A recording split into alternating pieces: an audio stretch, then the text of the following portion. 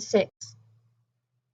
John lay on the hard boards of the ship's lower deck, tossing and turning as the long hours of the night slowly passed. Confused and terrifying images chased through his mind. Once he managed, for a few blessed minutes, to imagine himself back at Luxton, but then a rat ran over his foot, making him start up in horror. He tried, without succeeding, to banish the face of the dying Mr. Sweeney, the murdered man, which seemed to stare up at him from the blood-stained cobbles of the Edinburgh Close. "There's one comfort," he whispered, in a vain attempt to cheer his father up. "Mr. Sweeney will certainly haunt Mr. Naismith forever and ever and drive him mad." "Oh, there's no doubt of it. No doubt at all," Patrick answered in a hollow voice. Mr. Creech's pale, malignant face kept appearing, a nightmarish vision, his eyes staring intensely, his long, spidery arms reaching out to snatch his satchel. "He's a common thief, as well as a trickster," John thought bitterly, remembering the tug at his shoulder as Mr. Creech had tried to pull the satchel away from him at the inn. He was a fool if he thought it was full of money. There's only a guinea or two left, and a pile of old papers. He could see the lawyer's office in his mind now. He hadn't wanted to go in with Patrick at all. He'd wanted to stay on the high street where a juggler had been performing. Once inside, he'd been too bored and irritated to notice what was going on between the men. Now he tried to remember. Something odd had happened at the very beginning. When he and Patrick had entered the stuffy little office, Mr. Creech, Harriet Naismith, and Mr. Halkett, the lawyer, had been huddled together at the table, peering down at a small booklet lying open on the table. As soon as the Barrs had appeared in the doorway, Mr. Naismith had reached out to pick up the booklet, but the lawyer had snatched it away before he could touch it, and quickly hidden it under a pile of deeds. Everyone had sat down then, and the long hours of wrangling had begun.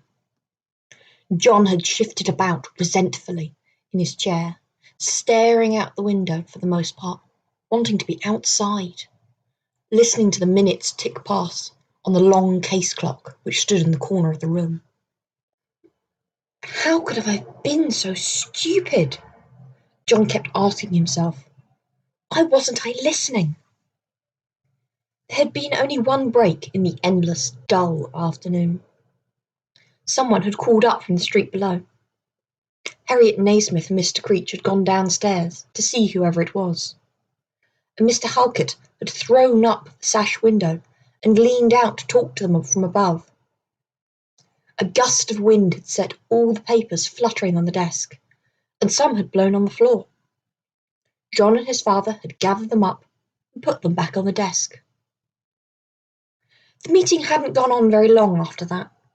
Harriet Naismith, prompted by the enigmatic Mr. Creech, had become more and more aggressive and demanding, while Patrick had seemed increasingly bewildered and defeated.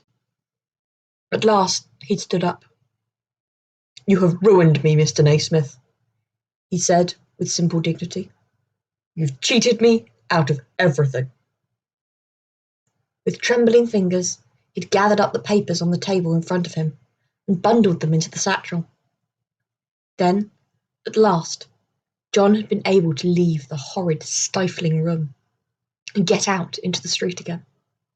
He'd been sharply disappointed to discover that the juggler had gone. The night was over at last. For the first time, the few gleams of daylight that penetrated the hold, it was possible to see the dozens of men huddled together in this dank, stinking hole. They had moved out of the dark corners and were crowded together under the grating, trying to breathe in the fresher air.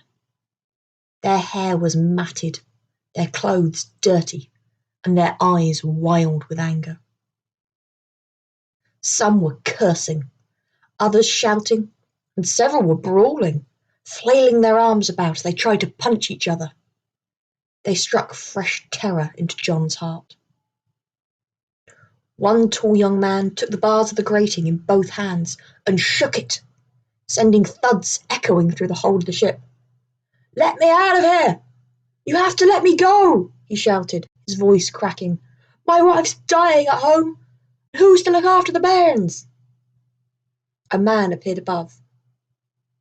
John caught a glimpse of white breeches, a scarlet jacket crisscrossed with the dazzling white bands, and a tall black hat with a red and white cockade. "There are soldiers up there, father," he whispered to Patrick. A snort came from the man who had befriended them the night before. "Soldiers? There are no soldiers. They're Marines. Curse their eyes. You'll see more than enough of them before you're through."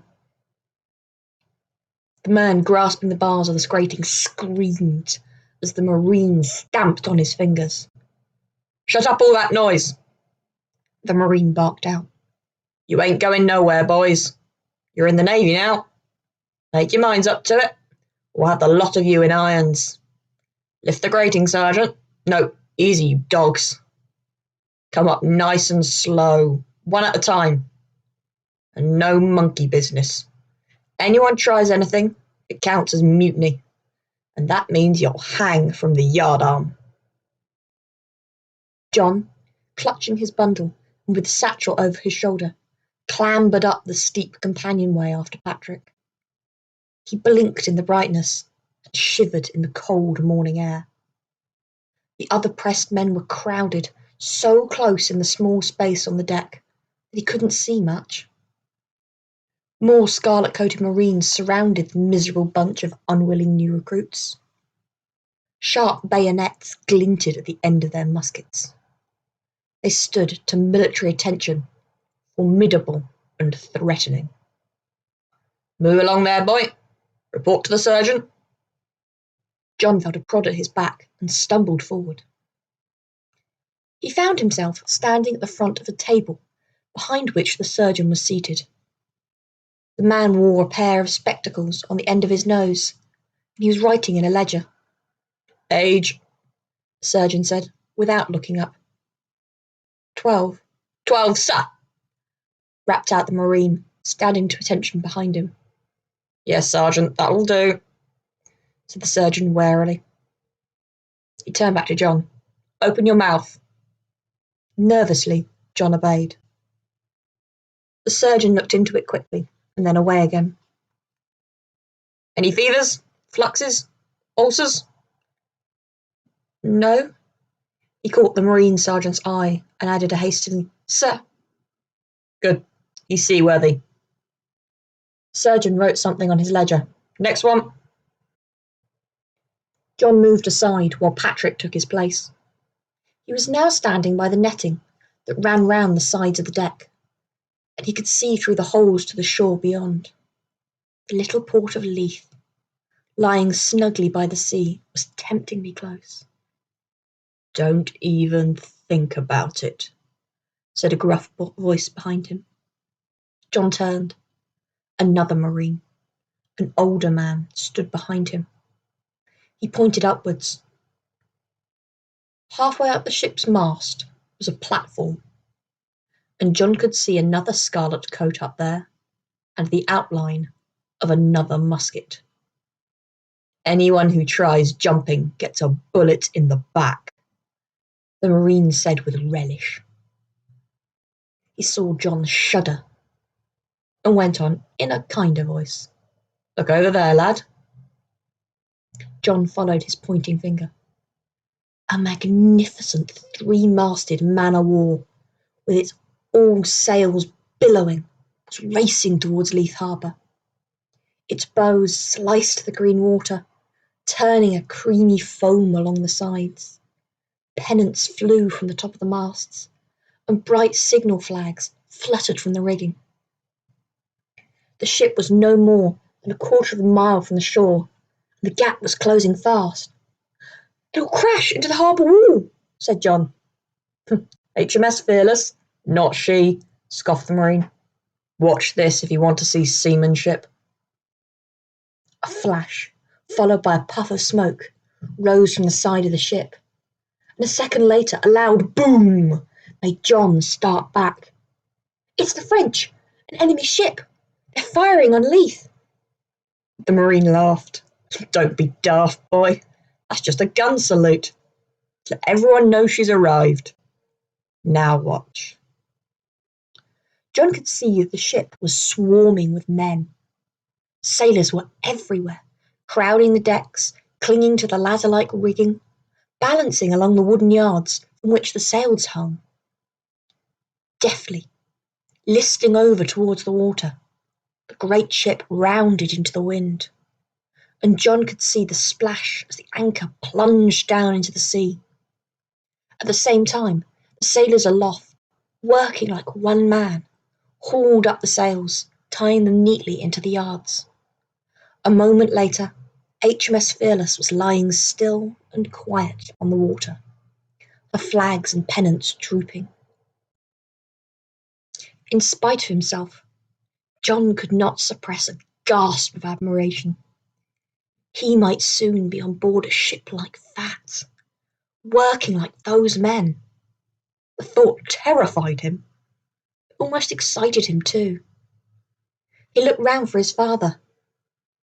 Patrick was still standing by the surgeon's table, and, to John's surprise, he was smiling. A wild hope surged up in his breast. Had his father achieved the impossible? Were they to be released? Ducking under the ropes and skipping over spars, he darted across to the table. What's happened? Father, are they letting us go? The smile faded from Patrick's face. No, Johnny, no chance of that. But this excellent doctor has discovered that I'm not precisely cut out for seaman's work. There is, by an extreme stroke of good fortune, a vacancy as a clerk to the captain on board the... What was the name of the ship, my dear sir? The surgeon had gone back to his ledger and didn't look up as he answered. HMS Splendid. HMS Splendid, Patrick said admiringly. How very fine. My worst nightmare, after all, is not to be fulfilled. A captain's clerk. I shall have a cabin to myself, which you will share, Johnny, of course. The surgeon looked up sharply. Share your cabin? With this boy? He's my son. Patrick beamed. Perhaps you didn't realise. Most unfortunate circumstances have driven us to take this desperate step, but it's out of the question. The surgeon, who had momentarily fallen victim to Patrick's charm, was losing interest in him. There's a full complement of boys on board the Splendid. Your son is to join the Fearless. I heard a cannon firing just now. She'll be sending a cutter shortly to take the new crew members off.